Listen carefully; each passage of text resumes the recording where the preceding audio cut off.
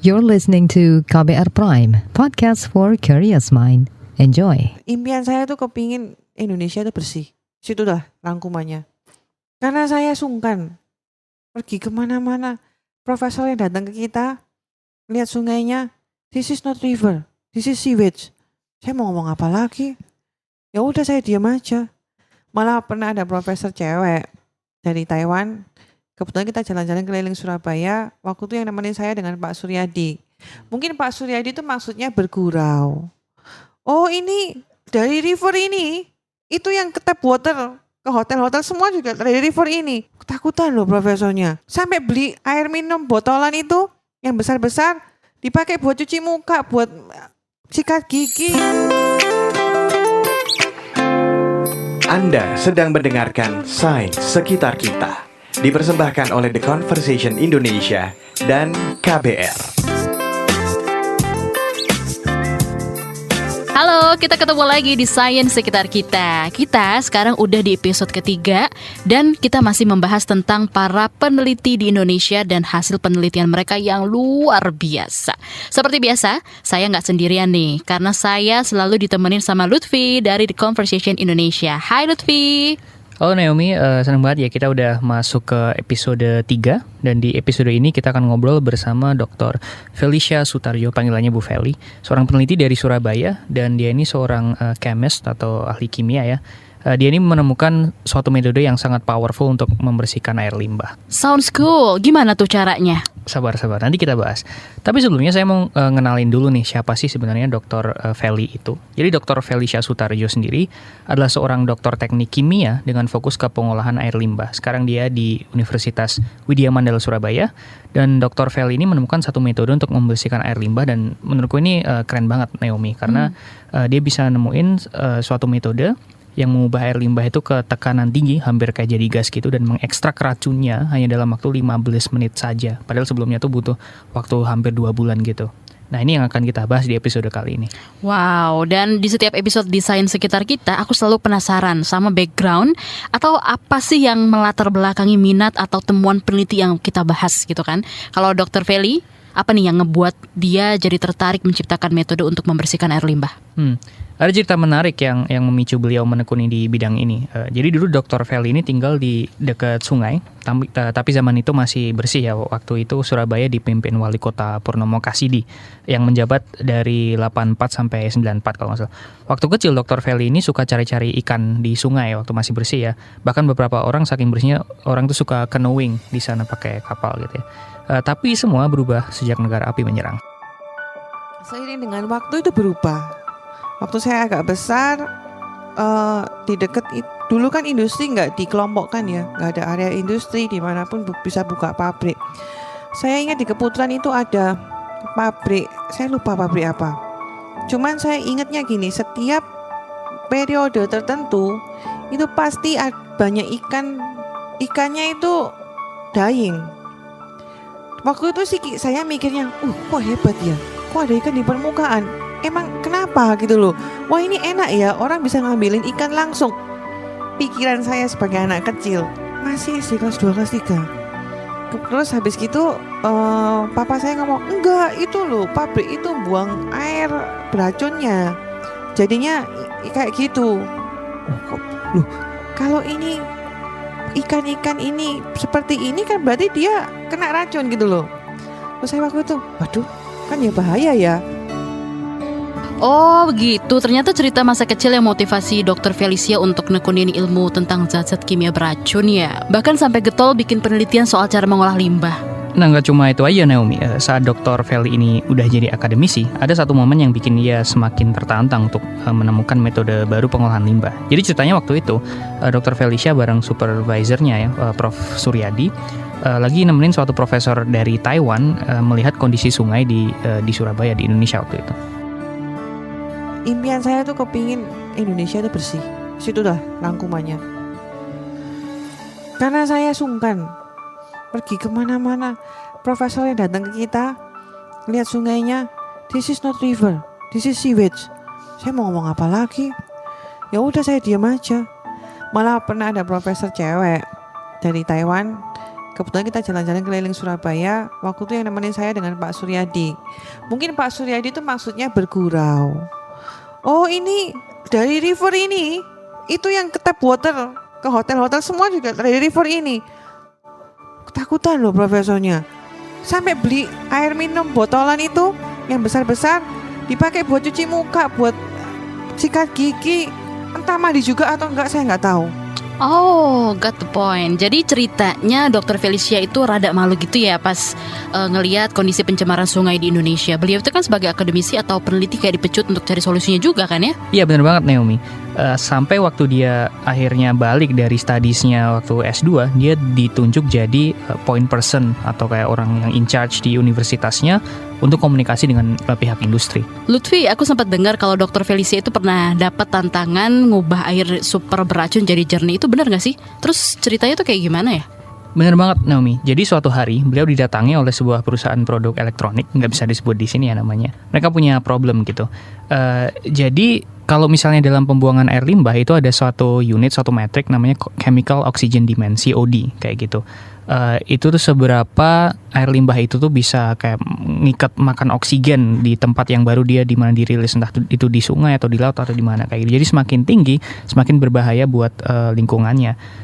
Batas yang diterima itu jadi kalau dilepas harus di bawah 100 mg per liter ya kalau nggak salah.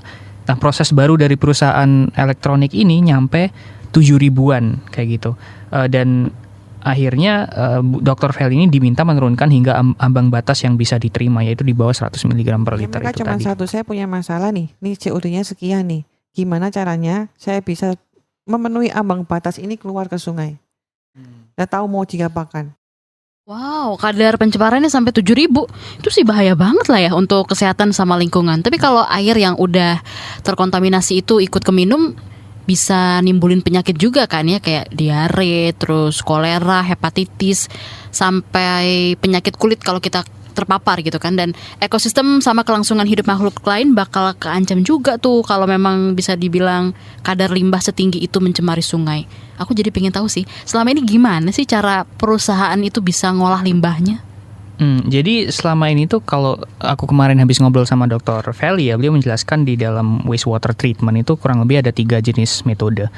Ada biologi, fisika, dan kimia. Jadi biologi itu dia pakai semacam microorganism atau bakteri untuk mengolah dan mencerna zat-zat beracunnya dari airnya. Kalau yang fisika tuh ya pemisahan atau pembakaran ya, proses-proses fisik seperti itu. Kalau yang kimia itu pakai suatu proses namanya oksidasi. Jadi kayak misal senyawa kimia yang beracun itu rantainya kan panjang ya. Terus dioksidasi, dipecah, senyawanya kompleksnya di breakdown menjadi kecil-kecil sehingga lebih mudah dipisahkan dan diolah. In a nutshell, general overview-nya kayak gitu. Nah, perusahaan elektronik ini yang tadi menghampiri Bu Feli menggunakan beberapa metode, tapi ternyata nggak efektif untuk menurunkan kadar pencemaran yang setinggi itu tadi 7.000 gitu. Contohnya saat mereka pakai metode biologi. Nah itu dengan bakteri nggak bisa, bakterinya khusus. Maksudnya mungkin bisa didegrade dengan bakteri, tapi stepnya panjang, butuh waktu yang lama. Minimal 30 hari sampai 60 hari.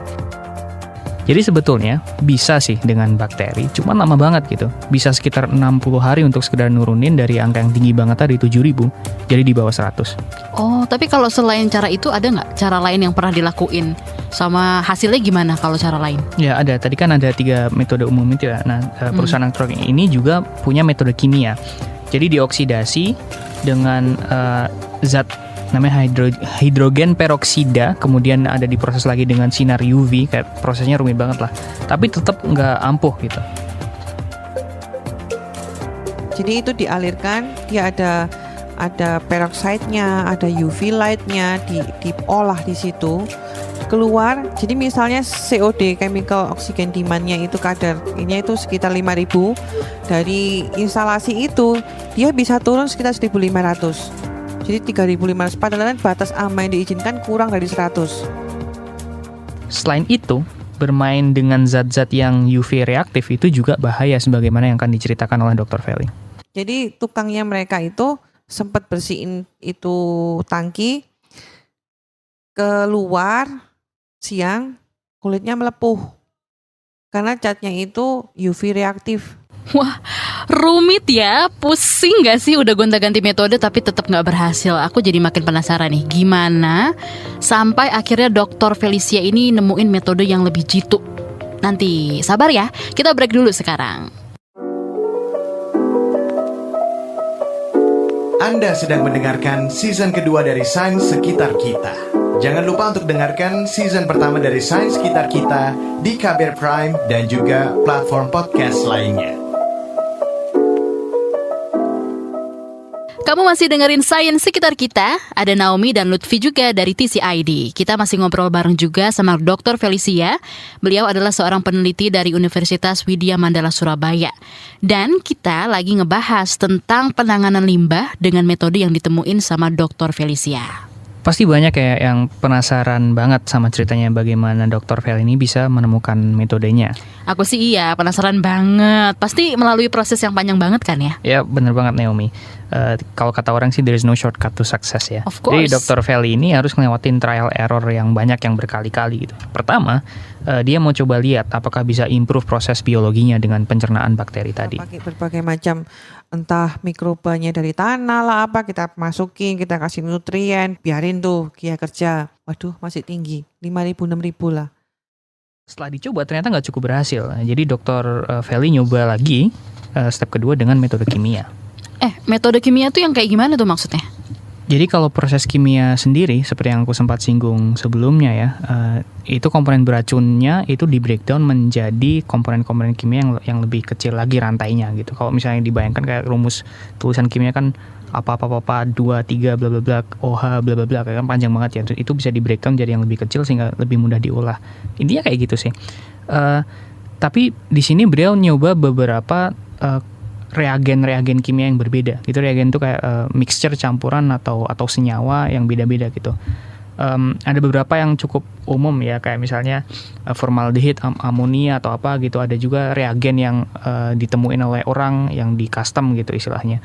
Ada Collins reagen yang untuk mendeteksi alkohol ke aldehid, ada Milons reagen yang untuk mendeteksi protein dan seterusnya kayak gitu. Nah, yang dipakai oleh Dr. Feli itu akhirnya yang akhirnya dicoba adalah suatu reagen yang dinamakan reagen Fenton karena penciptanya namanya Henry Fenton. Tapi dulu nih cuma sekedar reagen yang analitis atau yang dipakai di setting untuk belajar atau akademik atau mendeteksi di eksperimen di laboratorium gitu. Nah, oleh Bu Feli digunakan untuk mencoba untuk memproses wastewater treatment ini tadi gitu. Terus kita coba dengan Fenton, several seri Fenton. Hasil Fenton dipisahkan, di Fenton lagi, dipisahkan, di Fenton lagi. Paling bagus mentok 2.000, 1.500, 2.000 itu sudah nggak bisa diapa-apakan lagi. Dia apa-apain nggak bisa turun dari sana. Terus udah berhasil gitu? Pusing kita.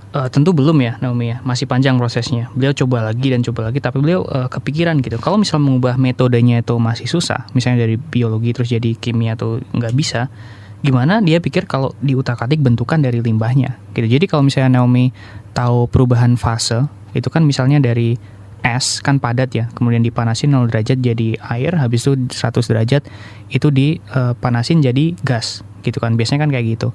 Tapi bisa juga ternyata kalau misalnya air itu dikasih tekanan yang tinggi, kalau dalam kasusnya Dr. Fel ini kayak sekian puluh bar kayak gitu, titik didihnya itu kan bisa naik ya, kayak dipanasin sampai bahkan 150, 200 bisa aja belum menguap karena tekanannya tadi sangat tinggi banget kayak gitu. Nah, ada suatu titik di dalam chart itu namanya titik kritis gitu. Kalau misalnya tekanan dan suhunya melewati itu, jadi itu kayak air dan gas itu kayak fasenya jadi kayak menghablur gitu loh, kayak blur the line gitu. Jadi nggak jelas fasenya bentuknya kayak gimana. Tapi yang dilakukan Dr. Feli itu belum sampai situ. Itu kan kritis ya tadi. Ini adalah posisi subkritis, yaitu airnya ditekan tinggi banget. Tapi dipanasinnya cukup sedemikian sehingga belum masuk ke posisi kritis yang nggak jelas antara air dan gas, tapi masih air bertekanan tinggi, tapi dia galau gitu, mau jadi gas nggak ya, dia masih air tapi mau jadi gas nggak ya. Dalam posisi air bertekanan tinggi yang galau ini, mau antara liquid atau gas, itu lebih mudah untuk mengekstrak kotoran, komponen kotornya dari air limbahnya. Akhirnya waktu itu kita dapat hibah reaktor subcritical itu dari Taiwan Tech. Jadi kerjasama penelitian kita dengan Taiwan Tech cukup bagus. Saya juga alumni dari sana. Jadi kerjasamanya bagus. Kita dikasih reaktor itu, kita ambil itu, kita masukin tanpa Fenton. Waktu itu nggak ada kepikiran Fenton, masukin aja coba di subkritis. Mungkin dengan subkritis oksigennya kan reaktif, bisa. Oke. Ternyata tanpa apapun bisa turun, subkritis saja bisa turun. Bagus ini. Kira-kira 40% turun, 40-50% turun, 98% turun. Terus kita mikir, loh ini subkritis saja bisa turun, berarti punya hope. Wow, ternyata panjang banget ya prosesnya. Makanya itu bisa dibilang powerful banget ya. So what she did after this was, jadi dia menggabungkan dua metodenya yang sebelumnya cukup oke gitu. Tadi kan dia udah nyoba reagen Fenton yang udah nurunin sekian ribu. Kemudian tadi diubah jadi fase subkritis aja juga nurunin sekian ribu. Gimana kalau digabung gitu dalam fase subkritis, tapi ngolahnya kimianya pakai reagen Fenton gitu? Apa yang akan terjadi kayak gitu?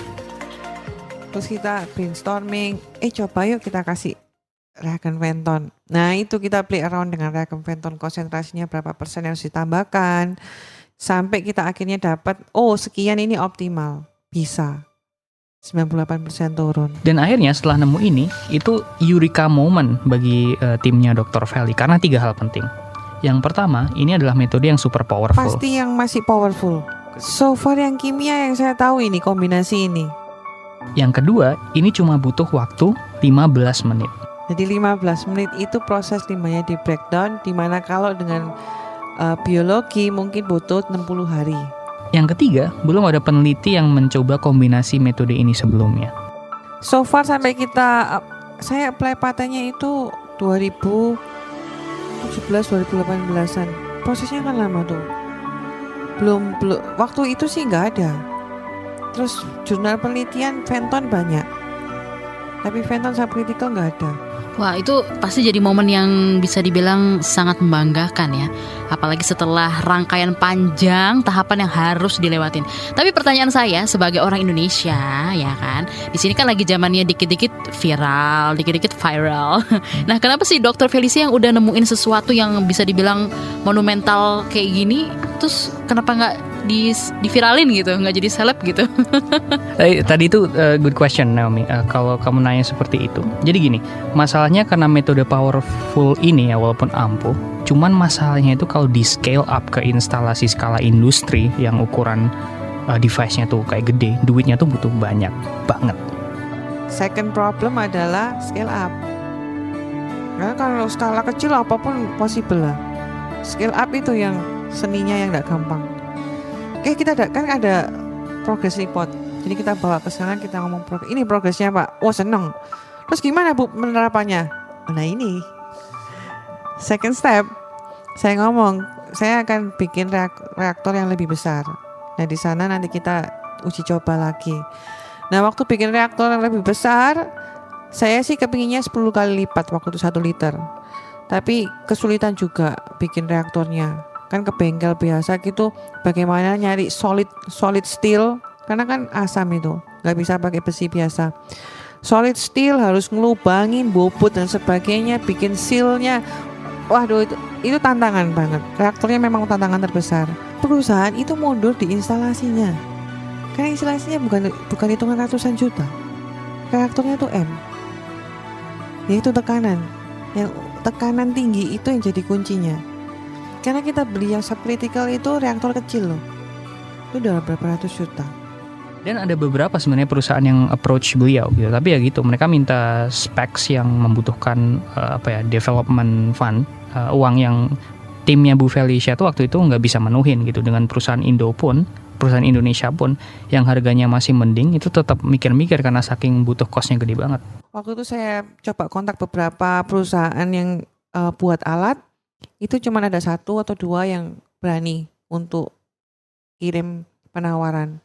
Kalau ada 1 lagi perusahaan Malaysia, waktu kita sebagai konsultannya kan, karena kita yang projectnya di kita. Nah waktu kita ngobrol dengan mereka, itu come up dengan harga yang mahal. Tapi yang di Indo tuh mestinya yang dari Surabaya nggak, ya lumayan reasonable harganya, tapi mungkin nggak tahu pertimbangan apa sehingga dipending. yang mereka masih menempuh cara yang lama lagi. Wah, sayang banget ya, selalu ada cobaan atau tantangan di setiap hal baik gitu yang bakal dilakuin. Salah satunya kayak gini-gini nih. Ya gitu lah, sebuah kisah lagi-lagi tentang ilmuwan yang penemuannya nggak bisa direalisasikan. Investor. Kalau modal sendiri nggak ada. Kalau saya pribadi, saya lebih cenderung kepingin ke konsultan, sebagai konsultannya. Kalau bikin perusahaan sendiri, mungkin sense of business saya nggak segede itu. Kan bukan bidang saya juga. Tapi kalau ada orang yang bikin punya investor mau ya boleh lah. Cuman itu milestone yang kita dapatkan dan grup kita cukup bangga, cukup senang dengan itu. Selain impian kita kepingin jadi konsultan, solving the problem. Seru banget ya pembahasan sains sekitar kita kali ini. Jadi tahu nih gimana sulitnya mengolah air limbah. Bakal cukup ngebantu juga ya kalau kita ikut ngurangin volume limbah misalnya. Hal yang simpel banget dengan tidak membuang sampah ke sungai aja. Dan juga menggunakan bahan-bahan yang ramah lingkungan. Nah, di episode selanjutnya kita akan mengajak teman-teman membahas bagaimana sih bencana alam itu bisa mendorong lebih banyaknya pernikahan anak di Indonesia. Menarik nggak tuh? Wow, cool. Aku pengen tahu, aku kepo. Nanti kita bakal bahas itu ya di episode selanjutnya. Nah, buat kamu untuk masukan dan saran, bisa kirim email ke podcast@kbrprime.id. Podcast ini bisa didengerin di KBR Prime, Spotify, dan juga platform untuk mendengarkan podcast lainnya. Ikutin juga update soal podcast sains sekitar kita di media sosial KBR, juga di Conversation Indonesia. Bye!